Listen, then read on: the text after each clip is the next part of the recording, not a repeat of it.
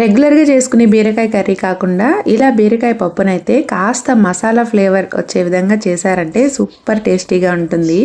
Rice, chapati, రోటీ ఎందులోకైనా చాలా బాగుంటుంది అనమాట. చేయడం చాలా ఈజీ. మరి ఎలా చేయాలో ఈ వీడియోలో చూసేద్దాం.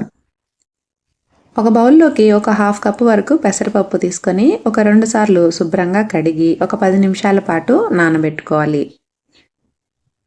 వీటిని అయితే ఎక్కువసేపు నానబెట్టాల్సిన అవసరం లేదు. ఒక 10 నిమిషాలు నానబెడితే సరిపోతుంది. ఇప్పుడు లేలేత బీరకాయలను అయితే తీసుకొని పైన ఈ గరుకుగా ఉండే పార్ట్ని అయితే మొత్తం రిమూవ్ చేయకుండా కొంచెం కొంచెంగా తీసుకోవాలి. మనకు ఈ గ్రీనిష్ పార్ట్లోనే న్యూట్రియంట్స్ అనేటివి ఎక్కువ ఉంటాయన్నమాట.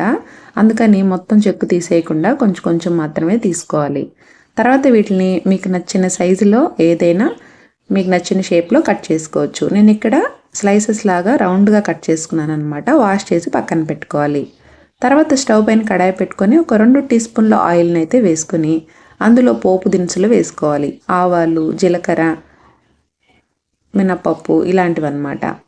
తర్వాత సన్నగా తరిగిన ఒక పెద్ద సైజు ఉల్లిపాయను అయితే వేసుకుంటున్నాను. ఉల్లిపాయలు కాస్త మెత్తబడిన తర్వాత ఇప్పుడు ఇందులో కాస్త కరివేపాకు, 1 టీ స్పూన్ వరకు అల్లం వెల్లుల్లి పేస్ట్ వేస్తున్నాను. ఇలా అల్లం వెల్లుల్లి పేస్ట్ వేయడం వల్ల కర్రీ ఫ్లేవర్ అనేది చాలా బాగుంటుందన్నమాట. పచ్చివాసన పోయిన తర్వాత ఒక 2 టమోటాలని సన్నగా తరిగి వేసుకోవాలి. ఇందులోనే ఒక హాఫ్ టీ స్పూన్ వరకు పసుపు, హాఫ్ టీ స్పూన్ ధనియాల పొడి, 1 టీ స్పూన్ కారం వేసుకోవాలి. ఇప్పుడు రుచికి సరిపడా ఉప్పు వేసుకొని వీటిని అయితే బాగా కలుపుకోవాలి. మంటని మీడియం ఫ్లేమ్లో పెట్టుకొని టమాటో ఇవంతా మాడిపోకుండా ఫ్రై చేసుకోవాలి. టమాటోలు కాస్త మెత్తబడిన తర్వాత మనం కట్ చేసి పక్కన పెట్టుకున్న బీరకాయ ముక్కలను వేసుకోవాలి. అందులోనే నానబెట్టి పక్కన ఉంచుకున్న పెసరపప్పు కూడా వేసేసుకోవాలి.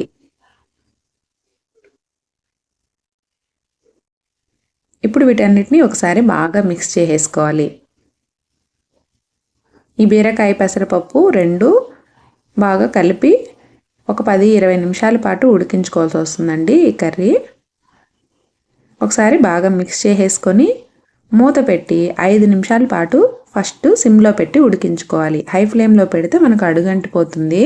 సిమ్లో పెట్టి ఉడికించుకోవడం వల్ల బీరకాయల్లోని నీరు మొత్తం బయట వచ్చి కర్రీ అనేది గుజ్జుగా తయారవుతుంది.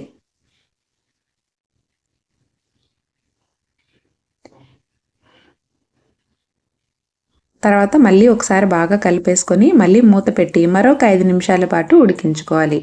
ఒకేసారి అలానే ఉంచేయకుండా మధ్య మధ్యలో కలుపుతూ ఉడికించుకోవాలన్నమాట. అప్పుడే మన కర్రీ అనేది అన్ని వైపుల బీరకాయ మొత్తం బాగా ఉడుకుతుందన్నమాట. చూసారా ఇలాగా.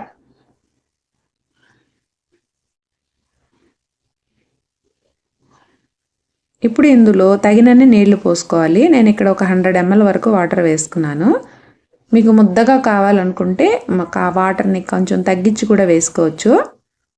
ఇంకా మనకు పెసరపప్పు కాస్త ఉడకాలి కాబట్టి నేను ఇక్కడ ఒక 100 ml వరకు వాటర్ వేసాను. ఉప్పు ఏదైనా తగ్గితే ఈ స్టేజ్లో వేసుకొని మూత పెట్టి 10 నిమిషాల పాటు మీడియం ఫ్లేమ్లో పెట్టుకొని ఉడికించుకోవాలి. ఇప్పుడు బీరకాయ, పెసరపప్పు మనకు బాగా ఉడికిపోతాయి. పెసరపప్పు మరీ మ్యాష్ అయిపోకూడదండి. కాస్త పలుకుగా ఉంటేనే మనకి కర్రీ అనేది టేస్టీగా ఉంటుంది. బీరకాయ పెసరపప్పు కర్రీ అయితే రెడీ అయిపోయింది. వీడియో నచ్చితే ఒక లైక్ ఇవ్వండి ఫ్రెండ్స్. కొత్తగా చూసారు మన ఛానల్ని సబ్స్క్రైబ్ చేసుకోవడం మాత్రం మర్చిపోవద్దు. మరిన్ని రెసిపీస్ కోసం పక్కనే ఉన్న బెల్ ఐకాన్ని కూడా యాక్టివేట్ చేసుకోండి. Thanks for watching.